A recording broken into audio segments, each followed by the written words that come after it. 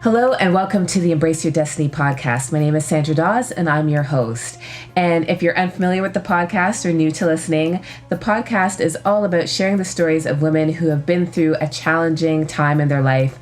They've made it through to the other side and are here to really share their story of the lessons they've learned from that experience and provide advice to somebody who may be going through something similar in their own life. And today, my guest is Stephanie Pastucha, and she is an inspirational speaker and life coach who empowers others to deal with the hardships they're facing, while inspiring them to move forward confidently and lead successful lives. Stephanie's own journey started after suffering third-degree burns from an accident that changed her life forever, propelling her towards her path of helping others change their lives for the better. She also offers one-on-one consulting for those who desire to get on the right path and achieve success in all areas of their lives. Stephanie has appeared on CNN, NBC, BBC, ABC News, and has made the cover of Global Women magazine. Stephanie has also interviewed Mel Gibson and shared the stage with other renowned celebrities like Mark Wahlberg, Simmons, and John Travolta in large-scale events reaching thousands. She currently resides in Germany. So welcome, Stephanie. Hi. Thank you, Sandra, for having me. That's a pretty impressive bio with being on CNN and all those other networks. That's kind of cool. We'll have to see if that plays into the journey that you're going to share with us today. So why don't you start with telling us about what part of your journey you want to share today? Yes. So, as you read my bio, you will get some insight what had happened to me. So, actually, I had many negative experiences in my life, but I think the most worst experience in my life was when I had my accident that happened to me when I was 16. Yeah, and when I suffered third-degree burns because it happened unexpected. And it changed my life forever. So I needed to start from scratch, and I needed to learn what does it mean to love myself and to regain my self-confidence. And that was really a hard time for me. Yeah. So where did you suffer the burns? So maybe I can go a little bit deeper in the story. So it happened when I was 16, and I wanted to go on vacation with my sisters to Italy. And we drove with the bus from Germany to Italy. And then I got out of the bus, and then suddenly I collapsed under the sun, and I fell on a hot floor, and the floor was hot, heated by the sun. And when I was laying on the floor, probably there were some hot metal plates that was heated by the sun. And then I suffered third-degree burns. And I needed to spend 5 days alone in Italy, in the hospital. And my parents needed to pick me up in Italy and pick me up to Germany again. And it was, a really difficult time for me as I was a teenager and I didn't know how to handle it. Right, to be alone in a strange country and then have to be hospitalized. Yeah, that can't be being alone, 5 days alone. My sisters needed to go back on holiday. I mean, they weren't able to help me in the situation.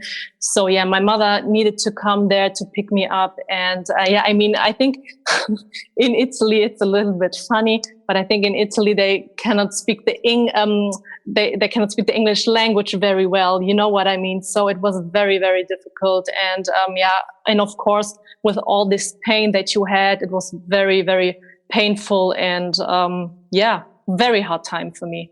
And then what was the healing process like, I guess, physically and emotionally? So when I came back to Germany, it was very difficult because I needed to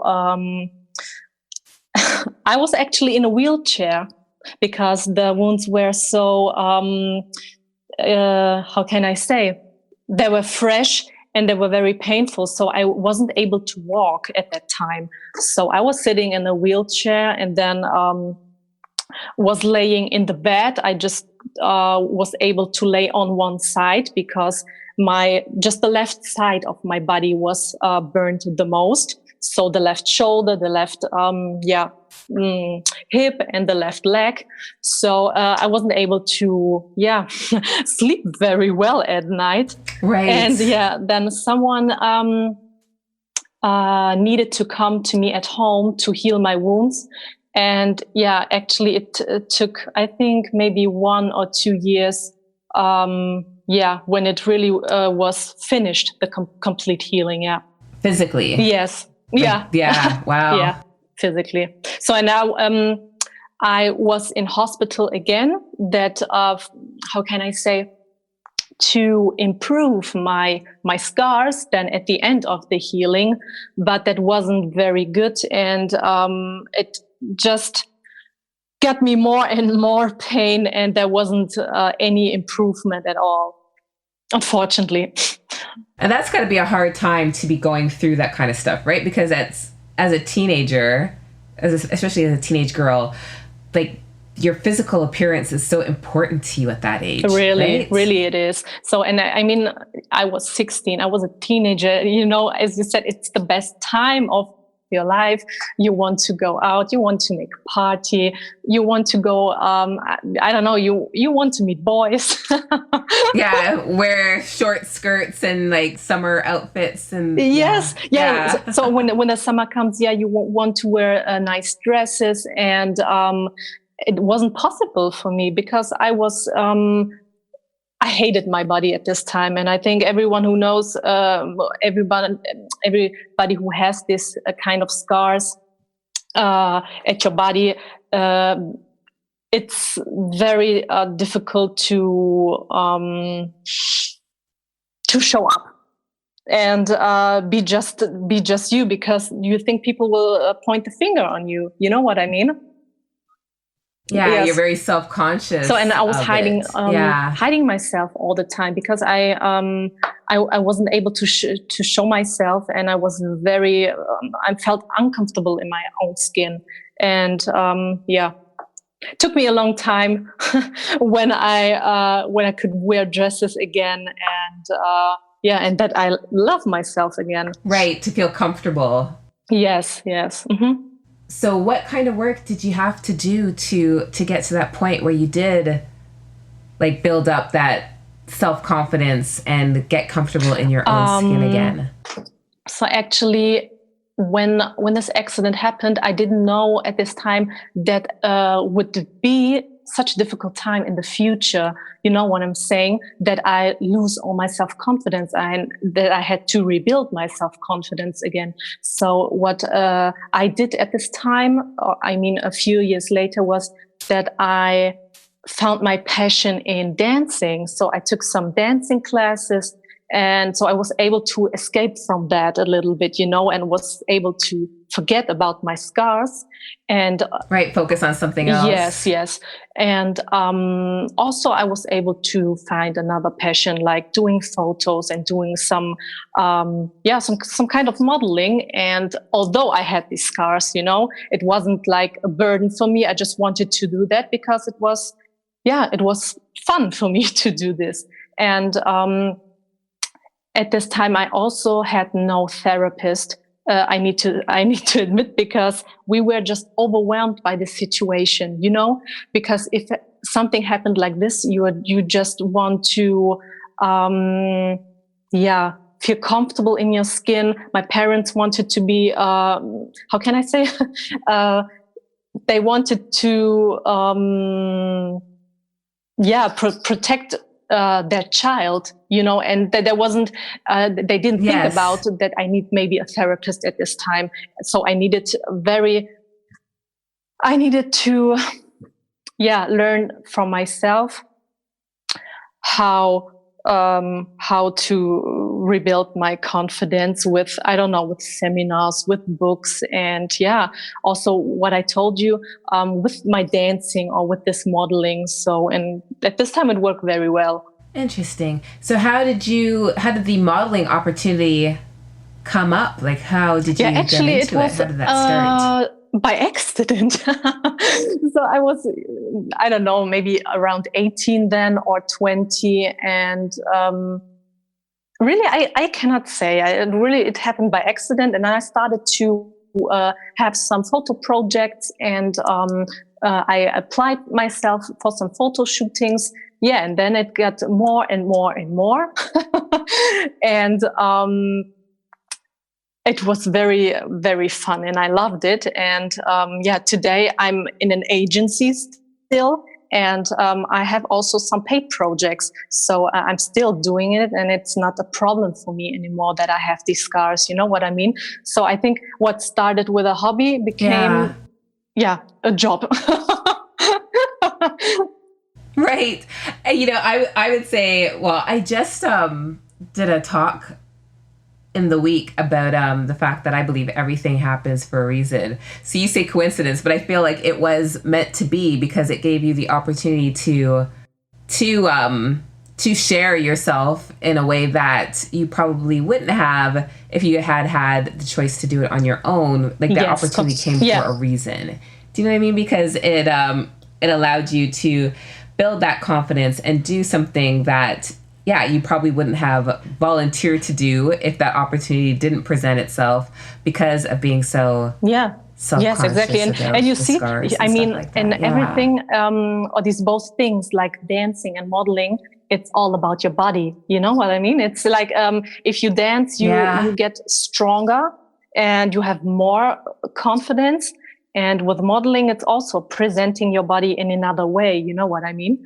And so it gave me really a good feeling in combination, Right. Stephanie, what would you say is the biggest lesson that you've learned from this experience? The biggest lesson. So, okay. When I think back, it was a little shock for me when this accident happened.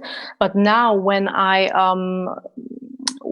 watch my journey, I see that, how can I say, everything happens for a reason. And I'm grateful that this thing happened to my life, because, now I'm able, or I'm finally at this point where I love myself and I'm confident in life. And I think when this accident not happened, I don't know where I would be today. Yeah. Right. Yeah, it's amazing how things that can seem so traumatic when you're going through them, when you take a step back, whether it's 5 years, 10 years, 20 years from now, when you look back at that experience, you can be like, wow, okay, it was a really crappy thing that happened to me, but it happened for a reason, because if it hadn't happened, I wouldn't have been led to do A, B, or C, which wouldn't have brought me to where I am today, which is why I think that I'm a believer that everything happens for a reason. But I think that it takes time for you to realize that, because I think that when you're going through those challenging times, you don't have any concept of the fact that this could be happening for a positive reason.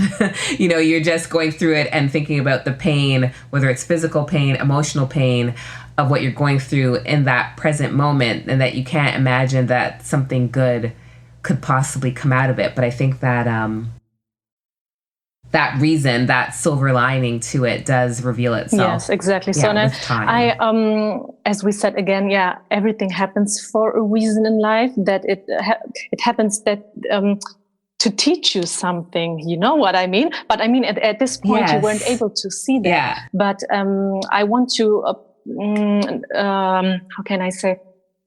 There are many other things in life, whether if you lose your job or if you finish your relationship.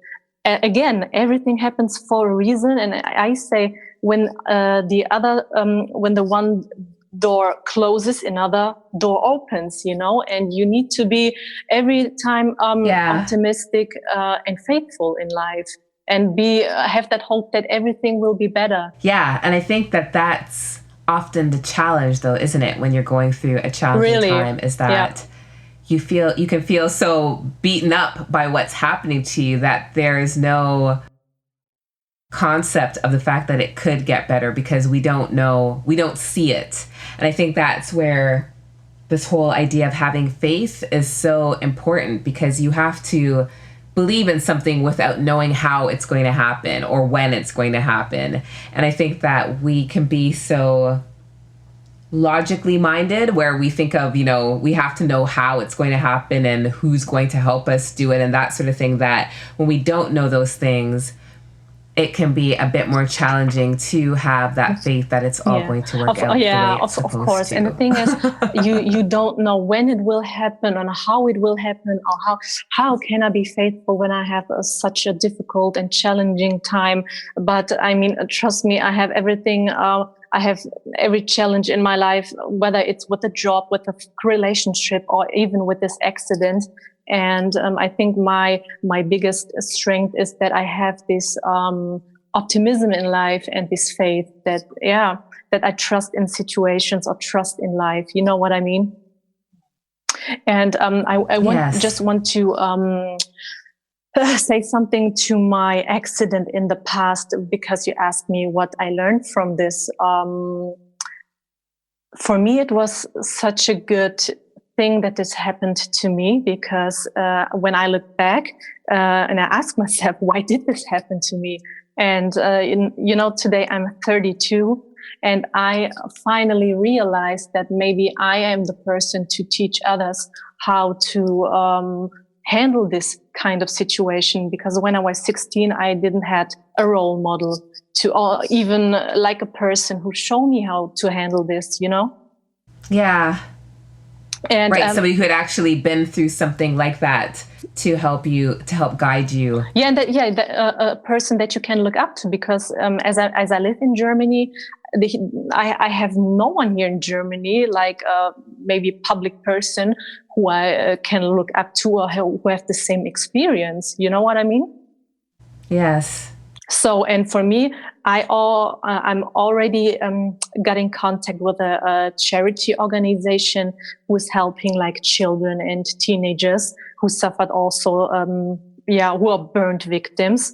And I got in contact with them to help them and to, how can I say, to be their role model. Yeah. Right. Yeah. That there is. Yeah, that the healing isn't just physical, that it's not just about the scars, but it's about how that affects your mental and emotional state. Yeah, it's right? on the pain on the inside as well on the outside, right? And you need to have someone who helps you through this difficult situation. Understands that. Yeah, because I mean, the reality is that we're in a time in our lives where physical appearances are so praised, right? Like they're so cherished. And so so it's so when those kinds of things happen, whether it's that you're a burn victim or something else happens and you've got physical evidence of it, you want to in a lot of cases hide, right? Because you don't want people to see those things, because you think that not only does it make you different, but it makes you possibly unattractive. So it is, the emotional aspect of it, I think, would be the biggest part, right? Because it's not just about the physical healing, but about reframing, what that means for your life moving forward, and redefining beauty too, I think, in a way. Yeah, of course. So I think the most important thing here is the inner healing.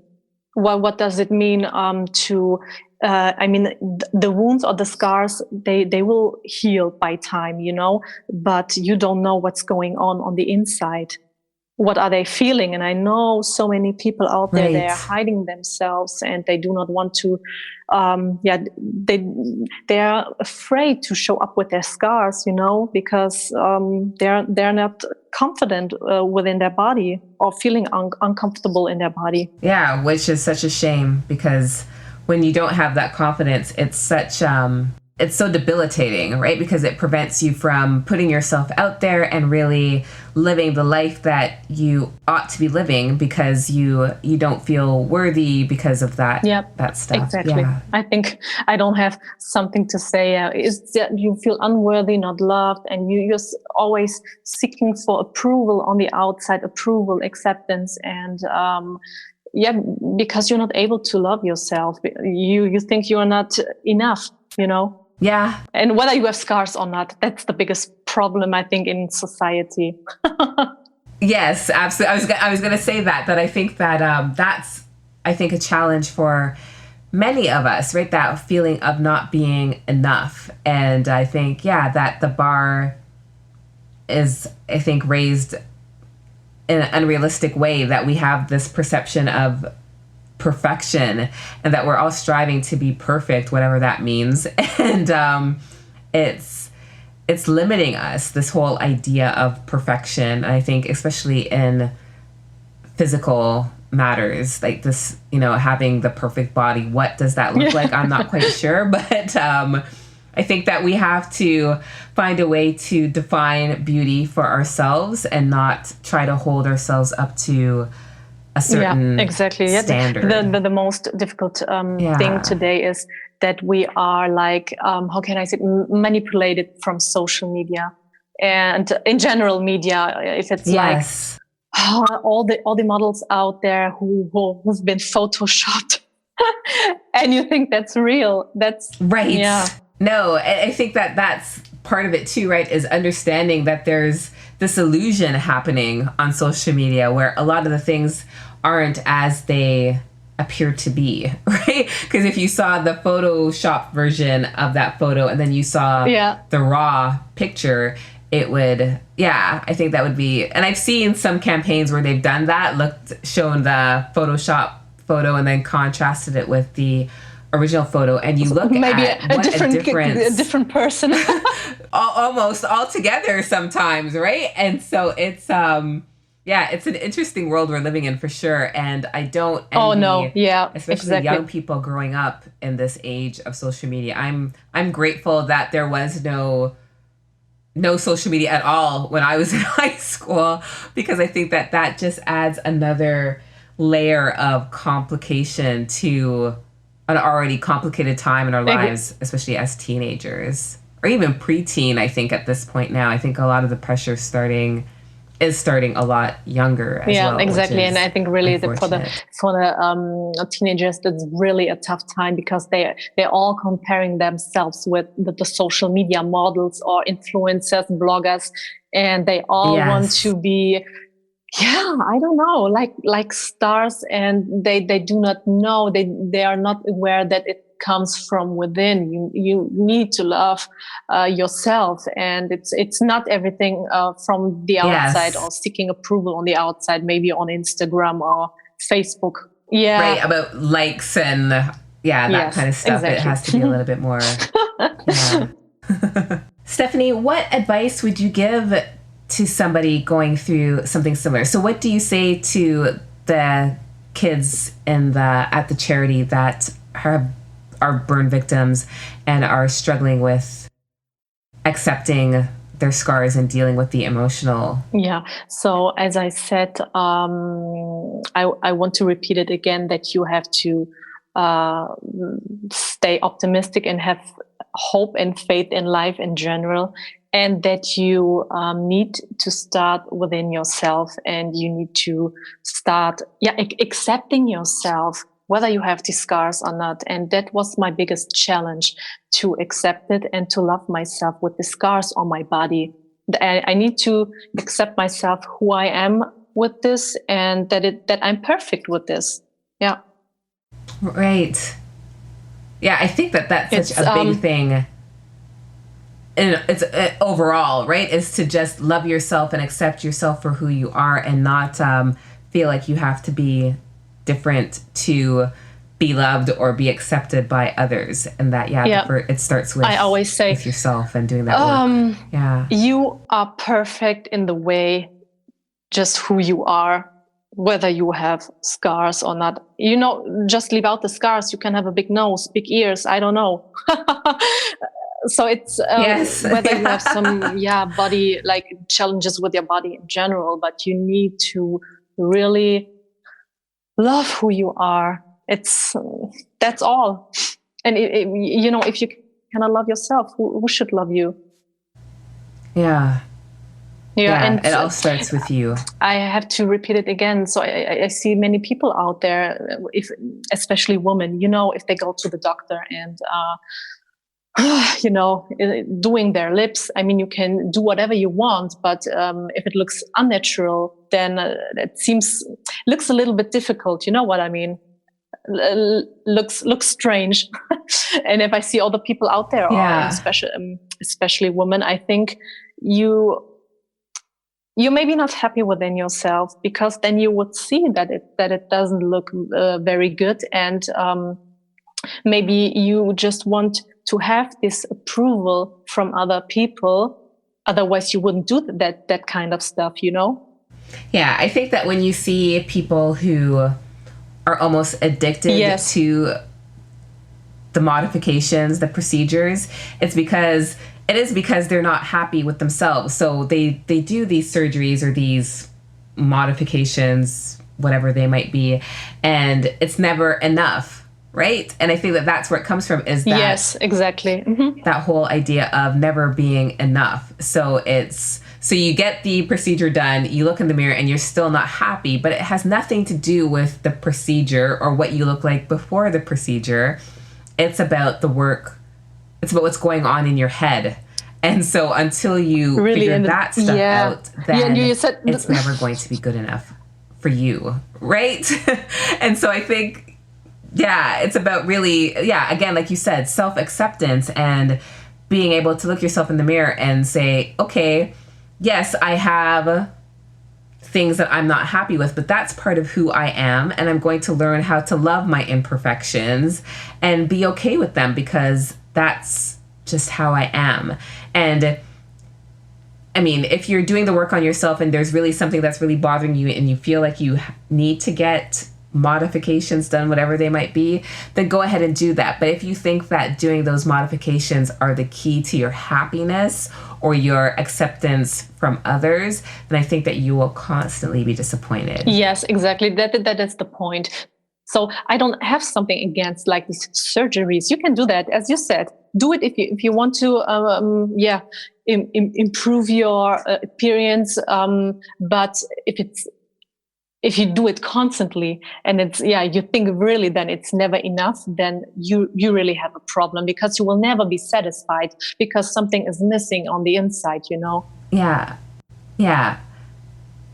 And I think a lot of times that, we have well-meaning friends and family who may tease us about, something, whether it's the ears, the nose, whatever, and it can make us really self-conscious. So I think that a lot of times we're so tired of hearing those criticisms that may be, jokes that we're taking too seriously or that kind of stuff. And so we're doing it for the wrong reasons, because we're not even doing it for ourselves. We're doing it because other people are finding fault with it for whatever reason. I think that oftentimes when we do that, when we tease people about things, it's because we have our own insecurities that we haven't dealt with. So it's like, well, I feel bad about the size of my bum, so I'm going to tease you about the size of your ears. Like, you know what I mean? But I think that a lot of times we're just projecting our own insecurities on people.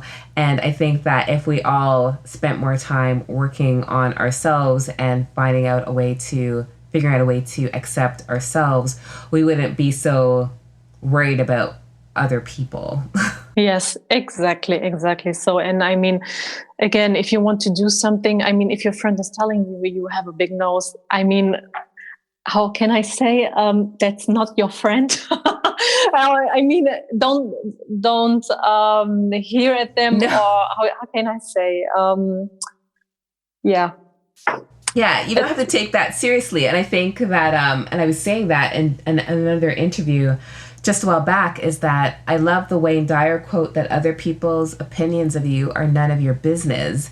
And I think that it's so true that we can't worry about what other people think about us, because we have no control over that. So we have to just sort of let that go and know that just because somebody thinks that I need to fix something about myself doesn't mean I have to fix something about myself, because as long as I'm okay with me and I love and accept myself, then whatever anybody else is thinking about me is is their problem, not mine. Yeah. And, the people easily getting triggered by other people, like if someone is telling you, what kind of clothes are you wearing today? It doesn't look good. What kind of shoes are you wearing? Or you have, I don't know, you have a big nose or you have big ears, and you really get easily triggered by it. And then maybe at the end of the day, you're looking in the mirror and asking yourself, I'm not. Maybe they're right. Yeah, I'm not a good person. Maybe I should. Yeah, you get a lot of self-doubt. Yes. And to reach this high level of self-confidence, it take really not a long time, but it takes time. It doesn't come overnight. It takes work. Yeah. No, because I think that those issues, the low self-esteem, low self-confidence, those things didn't happen overnight either. So I think that we have to, be patient with ourselves and know that, it's a process, but as long as we're committed to learning and doing better to improve our lives so that we can create the life that we want for ourselves, then it will come. Yes. But you just have to be patient with the process. And of course, I would say you need to be aware of that if you, maybe that your self-confidence isn't maybe not at that point where you want to be, it's like be aware of it and then change it, or, do the inner work. Yeah.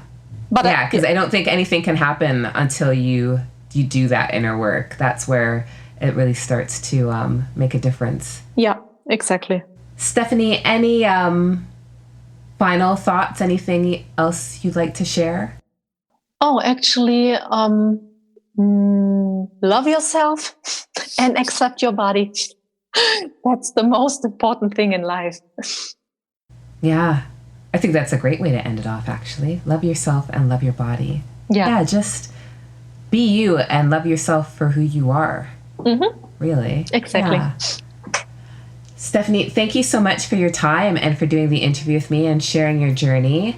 For those of you who are listening in your car or at the gym or walking your dog, you can go back to the show notes later and find links to Stephanie's website and social media links so you can learn more about her and what she does.